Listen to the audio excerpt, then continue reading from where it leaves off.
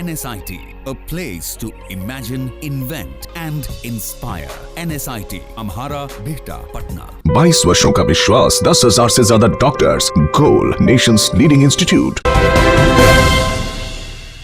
नमस्कार, आप देख रहे हैं सिटी पोस्ट लाइव और आपके साथ मैं हूं कंचन। और आज हमारे स्टूडियो में मौजूद हैं बिहार के एक ऐसे युवा कलाकार जिन्होंने बिहार से निकलकर मुंबई में एक मकाम हासिल किया है। अभी कुछ दिनों पहले आई सलमान खान के प्रोडक्शन में बनी फिल्म नोटबुक में उन्होंने 2 गाने लिखे हैं जो काफ़ी फेमस हुए हैं, बुमरो बुमरो और एक सफ़र। तो आइए मिलते हैं उनसे और जानते हैं उनके सफ़र के बारे में। कौशल जी, आपका स्वागत है हमारे स्टूडियो में। और सबसे पहले तो हम लोग पूरे बिहार के तरफ से और सिटी पोस्ट लाइव की टीम की तरफ से आपको बधाई देना चाहेंगे। धन्यवाद बधाई के लिए। मैं बहुत शुक्रगुजार हूँ और बिहार से बहुत प्यार करता हूँ। बिहार मेरी जन्मभूमि है और यहाँ आकर बहुत अच्छा लग रहा है। आप लोग से बात करके बहुत अच्छा लग रहा है। तो कौशल जी, हमारे दर्शक सबसे पहले तो ये जानना चाहेंगे कि आपकी इस सफ़र की शुरुआत कैसे हुई, कब से आपने लिखना शुरू किया? लिखना शुरू किया मैंने काफ़ी बच्चा था जब से मैं लिख रहा हूँ। पोएम्स लिखता था जी। क्योंकि मेरे पापा राइटर हैं, काफ़ी प्रोफेशनली नहीं बट काफ़ी पोइट्री करते थे वो। तो वो बचपन से ही फीडिंग शुरू थी। वो बताते रहते थे, सुनाते थे, अपने जो भी वो लिखते थे वो मुझे सुनाते थे। और उसका असर हुआ कि मेरे अंदर धीरे धीरे एक राइटर जन्म लेना शुरू किया, बनना शुरू किया। और एक दिन वो एक कविता लिखकर पापा के सामने जाके खड़ा हो गया कि पापा ये कविता है, कैसी बताइए कैसा लग रहा है आपको। उनको बहुत अच्छा लगा। फिर वो बहुत इनकरेज किए मुझे। मेरे बड़े पापा हैं, अब नहीं रहे, लेकिन उन्होंने बहुत इनकरेज किया मुझे। तो बचपन की शुरुआत ऐसे हुई। और उसके बाद एक दिन मैंने ये डिसाइड किया कि मुझे मुंबई जाना चाहिए जी। तो आपके पापा का क्या रिएक्शन था जब उन्होंने सुना कि आप लिखना चाहते हैं और इसी फील्ड में आगे बढ़ना चाहते हैं? जैसे अब बिहार में अगर हम बात करें तो ज़्यादातर पेरेंट्स चाहते हैं कि या तो वो IAS बने, डॉक्टर बने, इंजीनियर बने।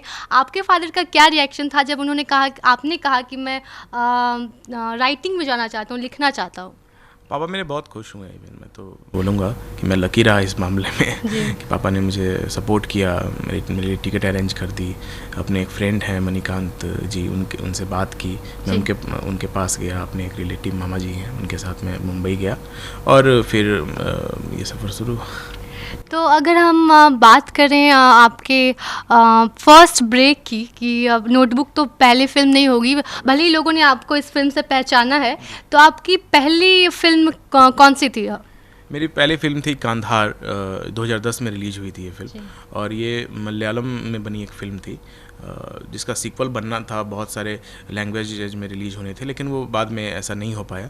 लेकिन अमिताभ बच्चन जी पहली ऐसी फिल्म थी जिसमें अमिताभ बच्चन जी और मोहनलाल जी, जो बहुत बड़े स्टार हैं, सुपर स्टार हैं, वो लोग साथ में आए थे। और ये प्रोडक्शन भी चूँकि मोहनलाल जी की थी। तो मैं शुरू से देख रहा हूँ अपने करियर में कि मुझे हमेशा अच्छा प्रोडक्शन हाउस मिला है, अच्छे स्टार मिले हैं मेरे साथ। वहाँ पे लोगों का रिस्पॉन्स क्या होता है? मतलब बीइंग अ बिहारी, लोग कहते हैं कि अरे बिहारी है, काफ़ी टॉन्ट सुनना पड़ता है। तो वहाँ पे लोगों का, मुंबई में और खासकर बॉलीवुड इंडस्ट्री में लोगों का रिस्पांस क्या था? देखिए, बिहारी, मैं आपको बताऊं, इंडस्ट्री में ऐसी कोई बात नहीं है। ऐसा कोई भेदभाव मैंने महसूस नहीं किया। मैं प्राउड करता हूं अपने इंडस्ट्री पे, फिल्म इंडस्ट्री पे, जहां पे हर एक आदमी, एक रोड का आदमी हो या एक राजा का बेटा हो, एक जैसा व्यवहार होता है उनके साथ। ठीक है, कुछ लोगों को सपोर्ट ज़्यादा मिलता है, कम मिलता है, लेकिन ऐसा नहीं होता है कि ये बिहारी है तो इसके साथ काम नहीं करेंगे।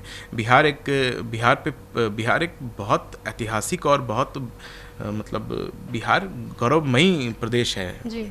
कुछ समय के लिए अगर आप 10-20 साल के एरा को देखेंगे तो 10-20 साल के एरा से आप किसी जगह को, किसी प्रांत को नहीं भांप सकते हैं। ऐसे में तो हर जगह, आप अमेरिका को ले लीजिए या ब्रिटेन ले लीजिए, कहीं भी जाइए तो वहाँ पर भी एक एरा आया है ऐसा जब काफ़ी चीज़ें ख़राब रही हैं, लेकिन वो निकलता है और जो मुश्किल में आता है और मुश्किल से लड़ के, जैसे आज हमारा बिहार काफ़ी आगे बढ़ रहा है, राइज कर रहा है, हर चीज़ में आगे बढ़ रहा है। तो इस पर मुझे प्राउड है और मुझे ऐसी कोई दिक्कत का सामना नहीं करना पड़ा। तो 2010 के बाद आपने सीधे 2018 में आपकी ये फिल्म आई है, तो इस बीच में इतना गैप क्यों था? देखिए, 2010 के बाद मेरी फिल्म आई 2011 में। बबल गम नाम की फिल्म आई थी। संजीवन लाल जी ने डायरेक्ट किया था और बापी टुटुल जो मुजफ्फरपुर से ही गए हुए हैं म्यूजिक डायरेक्टर, उन्होंने मुझे मौका दिया था। उस फिल्म में मेरे गाने थे, वो भी गाने काफ़ी चले थे उस समय। उसके बाद 2012 में मेरी फिल्म आई, 2 गाने थे उसमें, सिगरेट की तरह फिल्म का नाम था। उसके बाद ये फिल्में आई नहीं क्या, मतलब ये फिल्में आई, लेकिन ये बबलगम तो काफ़ी अच्छा की थी फिल्म इवन, लेकिन बॉक्स ऑफिस पे बहुत अच्छा नहीं कर पाई, या सिंगल थिएटर्स में बहुत अच्छा रिस्पांस नहीं रहा। वही हाल सिगरेट की तरह का था। तो उसके बाद मैंने एक सीरियल करी डीडी नेशनल की, भारत किसान सीजन 2, जो कि बहुत हिट था, टीआरपी उसके बहुत अच्छे थे। सिंगर ये जो होते हैं ना, कंटेस्टेंट जो आते हैं उनको चुना जाता है, ये था रियलिटी शो था। तो उसमें मुझे राइटिंग करने का मौका मिला, और वो भी प्रोडक्शन हाउस, कौन सा प्रोडक्शन हाउस था, साईं बाबा टेलीफिल्म्स, जो कि मतलब सिंगिंग रियलिटी शो में उनसे अच्छा कोई नहीं है, मतलब उस समय उस दौर में कोई नहीं था। तो वो भी प्रोडक्शन हाउस बहुत बड़ा था। मनोज तिवारी जी एंकर थे उसमें, उषा थे और इस्माइल दरबार जज थे। वो मैं लिख रहा था उस पूरे सीरीज को। उसके बाद एक वक्त आया जब मैंने महसूस करी इस चीज़ को कि मुझे अधूरापन लग रहा था मेरे अंदर। काम मिल रहा था मुझे, आप देख रहे हैं कि हर साल रिलीज 10 में, 11 में, 12 में, 13 में, ये कंटिन्यूअसली रिलीज हो रहा था। लोग प्यार करते हैं, आज भी करते हैं, लेकिन पहचान नहीं मिल रही थी। पहचान नहीं, मैं बताता हूँ। तो मैं एक टाइम के बाद मैं एक ब्रेक लिया मैंने, और मैं ये सोच करके ठहर गया कि मुझे कुछ सीखना चाहिए। उसके बाद चूँकि मैं बिहार से गया था, बहुत नॉलेज नहीं था मेरे पास, तो फिर मैं राइटर्स को, ऑथर्स जो होते हैं उनको पढ़ना शुरू किया। मुनीर नियाजी साहब हैं, फराज अहमद हैं, जॉन एलिया साहब हैं,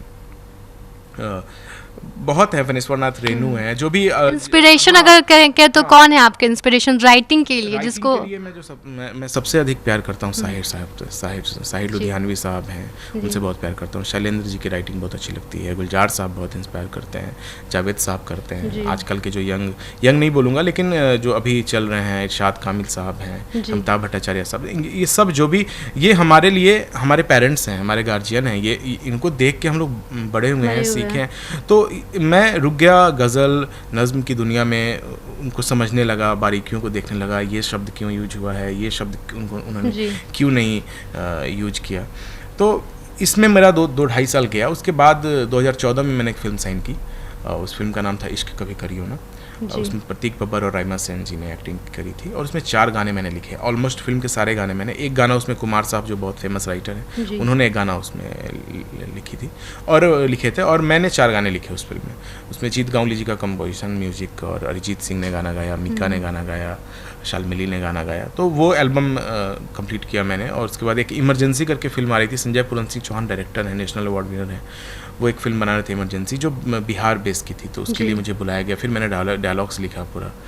तो वहाँ से मैं रीस्टार्ट किया मैंने अपने करियर को, और उसके बाद 2014 से, और वो उसके बाद भी बहुत सारा काम आया, टीवी सीरीज बहुत सारा की। जैसे बीच में भी मैंने चलो साफ करे डीडी के लिए लिखा, डीडी नेशनल के लिए, सफ़र मंजिलों का, जिसमें मनोज बाजपेयी। अभी इलेक्शंस थे, तो आपने इलेक्शन में किसी के लिए कुछ लाइन प्रचार के लिए आपने कुछ लिखा है? या इलेक्शन के लिए मैं नहीं लिख पाया, मैं अभी बहुत व्यस्त था। अभी मेरी 3-4 फिल्में फ्लोर पे थी। मेरे पास कुछ मौके आए थे ऐसे, कुछ लोगों ने मेरे से कांटेक्ट किया था इसके बारे में, लेकिन मैं बहुत व्यस्त था। और साथ में एक स्कूल है मेरे घर की तरफ, वहाँ उसके जो प्रिंसिपल हैं वो मेरे फ्रेंड हैं, उन्होंने मुझे फ़ोन किया था कि एक आपको मेरे लिए प्रार्थना लिखिए, स्कूल के लिए प्रार्थना लिखिए। तो मैंने इसको ज़्यादा प्राथमिकता दी, क्योंकि मेरे लिए स्कूल का गाना लिखना ज़्यादा इंपॉर्टेंट था बनिस्बत की एक राजनीतिक पार्टी के लिए मैं गाना लिखूँ। तो इसलिए मैं नहीं लिख पाया, मैं बिजी था बीच में बहुत। तो मैं बता रहा था आपको सफ़र मंजिलों के बारे में। उसमें मनोज बाजपेयी जी एंकर हैं, और वो शो शायद अब खत्म होने वाला होगा या भी चल रहा होगा। तो उसमें शंकर महादेवन जी के साथ कोलैबोरेट करने का मौका मिला। शंकर महादेवन जी को सब लोग जानते हैं, कितने बड़े, अभी पद्मश्री मिला उनको अगर मैं गलत नहीं हूँ तो, और मनोज बाजपेयी जी को भी मिला। तो दोनों को के साथ में, चूँकि चंपारण के हैं मनोज बाजपेयी जी, तो मुझे बहुत खुशी हुई उनके साथ काम करके। और 14 गाने हम लोगों ने करे, 14 गाने शंकर महादेवन जी ने गाया, बल्कि वो फीचर भी हुए उस गाने पे। और वो सारे गाने स्वच्छता के ऊपर थे, क्यों साफ रहना ज़रूरी है। आप कभी सुनिएगा, यूट्यूब पे भी होगा, तो आपको बहुत अच्छा लगेगा। जी बिल्कुल। तो अगर कौशल जी बात करें राइटिंग के अलावा किसी चीज़ की, किस चीज़ में आपको इंटरेस्ट है अपार्ट फ्रॉम राइटिंग? अगर आप खाली समय में बैठे होते तो क्या करना पसंद करते हैं? देखिए, बोलूँगा तो अजीब लगेगा, लेकिन सच्चाई यही है कि अब मैं सांस भी लेता हूँ तो मैं राइटिंग के लिए ही लेता हूँ। मैं बहुत ज़्यादा डूब चुका हूँ इसमें, और ऐसा करना चाहिए इंसान को। अगर बहुत आगे किसी फील्ड में वो अपने भविष्य को देख रहा है या आसमान छूना चाहता है, तो तो उसको डूबना चाहिए उसमें। अब मेरे लिए इंटरेस्ट के नाम पे कुछ भी नहीं रह गया है। हाँ, मैं पहाड़ों में रहना चाहता हूँ, मैं चाहता हूँ कि मैं पहाड़ों में चला जाऊँ, मैं नदियों के पास रहूँ, नदियों के पास बैठूँ, किसी पेड़ के नीचे बैठ के कुछ बात, लेकिन बैठ के लिखूँ। मतलब बैठ के ये नहीं करूँ कि बैठ के मैं लिखूँगा ही। एक दोस्त है मेरे, उन्होंने कहा कि क्या आप किस शर्त पे राइटिंग छोड़ सकते हैं? तो मैंने उनसे कहा कि राइटिंग मैं छोड़ सकता हूँ अगर ज़िंदगी हालात ऐसे आ जाए कि मैं राइटिंग, लेकिन मैं फिल्म में गाना लिखना बंद कर सकता हूँ, लेकिन मैं राइटिंग करना कैसे छोड़ सकता हूँ? राइटिंग तो मैं कर ही लूँगा ना। अब आप एक पेड़ से कह रहे हो कि तुम्हारे अंदर से फूल नहीं आना चाहिए, तो फूल तो आएंगे ना। जी, ये बात। तो कौशल जी, आपके फ्यूचर प्रोजेक्ट्स क्या हैं? क्या अभी और कौन कौन सी फिल्में आपकी आने वाली हैं? ये जानना चाहेंगे हमारे दर्शक। देखिए, अभी एक फिल्म आ रही है, अगस्त में रिलीज होगी, स्टीयरिंग नाम है फिल्म की, और फिल्म का नाम स्टीयरिंग है, और उसमें सोनू निगम जी और आशीष कौर जो बहुत ही उम्दा सिंगर हैं, दोनों को ही, तो दोनों को ही मेरे गाने डब हो चुका है वो गाना, और वो जल्दी ही रिलीज होने वाला है। उसके साथ एक गाना कैलाश खेर जी ने उसी फिल्म के लिए किया है। दोनों गाने मैंने ही उस फिल्म के लिखे हैं। उसके अलावा एक फिल्म जो मैंने आपको बताया कि इश्क कभी करियो ना, मैंने किया था 14 में किया था, वो बहुत फंस गई थी किसी लीगल प्रोसेस में फिल्म, लेकिन अब रिलीज पे है वो भी फिल्म रिलीज हो रही है। उसके अलावा एक बैंड है, माध्यम बैंड है, उसके साथ मैंने कोलैबोरेट किया, एक गाना भी उसके साथ कर रहा हूँ मैं। उसके अतिरिक्त विशाल सर जो हैं, विशाल, मैं बताना चाहता हूँ दर्शकों को कि जो नोटबुक फिल्म मुझे मिली वो विशाल मिश्रा जी ने ही मुझे ये दी है फिल्म मुझे, क्योंकि वो म्यूजिक डायरेक्टर थे फिल्म के और बहुत ही उम्दा कलाकार हैं, मेरे दोस्त हैं बहुत अच्छे, उन्होंने मुझे बुला करके ये फिल्म दी थी। तो उनके साथ भी मेरे कई प्रोजेक्ट्स आने वाले हैं, जो कि कुछ मैं नाम नहीं ले सकता हूँ, जो कि कुछ रिस्ट्रिक्शंस होते हैं हम लोग के साथ, लेकिन आपको मैं यकीन के साथ कहता हूँ कि आने वाले समय में, जैसे बहुत लोग बोल रहे हैं मुझे कि जो गीत हैं बुमरो है, वो भी एक तरह से मोटिवेशनल सॉन्ग है, या सफ़र जो है वो भी मोटिवेशनल सॉन्ग है, या जर्नी सॉन्ग है। तो रोमांटिक गाना कब कौशल किशोर का मैं सुनूंगा, क्योंकि जो लोग मुझे जानते हैं वो जानते हैं कि मैं रोमांटिक गाना बेहतर लिखता हूँ। अच्छा, तो अगर मैं पूछूं कि पर्सनल लाइफ में आप कितने रोमांटिक हैं, तो उसका क्या जवाब होगा? देखिए, पर्सनल लाइफ में हर इंसान रोमांटिक होता है, रोमांटिक कौन नहीं है? नेचर में रोमांस मैं तो बोलूँगा कि एक भौरा है, फूल है, एक नदी है, एक नाव है, हर चीज़ में मैं रोमांस देख सकता हूँ, और देखना चाहिए। अगर आपको गीत लिखना है, अगर आप रोमांटिक गाने लिख रहे हैं, तो उसके लिए क्या इंस्पिरेशन, उसके लिए कौन इंस्पिरेशन है आपके? मेरे लिए जो सबसे अधिक मुझे इंस्पायर करने वाली चीज़ होती है वो स्क्रिप्ट होती है। मैं आपको बताऊं कि जब मैं कहानी पढ़ता हूं तो उसमें एक किरदार है, वो किरदार किसी से कैसे प्यार करता है, कैसी मोहब्बत कर रहा है, उससे बहुत कुछ आपको सीखने को मिलता है। मैं दर्शकों से आपके बांटना चाहूँगा ये बात कि जब मैं बुमरो बुमरो लिख रहा था, तो पहला जो बुमरो बुमरो आया था मिशन कश्मीर में, बहुत जगह पे वो बात होती है, तो वो लव एंगल था उसमें, और इसमें मोटिवेशनल एंगल था। तो इसमें कश्मीर आप जानती हैं, और आपका चैनल तो खैर राजनीतिक के लिए काफ़ी फेमस है, तो इसलिए मैं आपको इसमें एक वाक़या शेयर करता हूँ आपसे कि कश्मीर जो है, आप जानती हैं, हम जानते हैं, हम लोग बहुत प्यार करते हैं कश्मीर से, लेकिन हम जानते हैं कि वहाँ पे कुछ तकलीफ भी है, कुछ वहाँ पे प्रॉब्लम है, जो समस्या है, भगवान करेंगे बहुत जल्द सॉल्व हो जाएगा। लेकिन मैं उस गाने में वो चीज़ डालना चाहता था, और जब मैंने एक राइटर होने के नाते मेरी जिम्मेदारी बनती है समाज की बात को रखने की, तो उसमें मैंने, स्कूल टूटता है, बच्चे बिखर जाते हैं, बच्चे बहुत दुखी होते हैं, तो टीचर बोलता है उनका कि कोई बात नहीं, हम फिर से बना लेंगे, और उसमें लाइन है कि तितली से रंग तुला, दुनिया पे रंग लुटा दे, फूलों से खुशबू ला, और गगन गगन महका दे, तू जान जान ले, मान मान ले, तू झूम झूम, तू घूम घूम, तो झूमेगा ये अंबर, तू जान जान ले, ठान ठान ले, बदलेगा हर मंजर। तो ये जो मैंने बात करी है मंजर बदलने की, उस मंजर बदलने में कहीं ना कहीं वो बात छुपी है कि अगर कश्मीर में कोई समस्या है तो वो मंजर एक दिन जरूर बदलेगा, और ये तुम जान लो कि अगर तुम ठान लोगे तो सब कुछ बदल जाएगा। तो बिखरे सुरों से गीत बनाकर, टूटे हुए ख्वाबों को सजाकर, झूमो रे झूमो, झुमरो बुमरो बुमरो शाम रंग बुमरो। तो मैंने उस रोमांस के गाने को, हालांकि वो फोक है कश्मीर का सॉन्ग, वो कोई किसी फिल्म का गाना नहीं है, वो कश्मीर का फोक है, उसको मैंने इस तरह से यूटिलाइज किया, और हम लोगों ने टीम मिल करके, विशाल भाई ने मिलकर हम लोगों ने इस गीत को ऐसे परोसा है। तो हम लोग का जो स्टोरी होती है, जो स्क्रीन प्ले होता है, तो वो हमें ऐसे इंस्पायर करता है चीज़ों को करने के लिए। जी बिल्कुल। तो कौशल जी, अंतिम में मैं एक सवाल आपसे पूछना चाहूँगी कि बिहार के युवाओं को आप क्या संदेश देना चाहेंगे, जो एक ऐसा ही सपना लिए मुंबई जैसी महानगरी में जाते हैं कि वो भी एक कोई अच्छा मुकाम हासिल करे, तो बिहार के युवाओं को आप क्या संदेश देना चाहेंगे? देखिए, बिहार जो है वो दिनकर की धरती है। बिहार बुद्ध की कर्मभूमि है, बिहार गांधी जी की कर्मभूमि जी। है।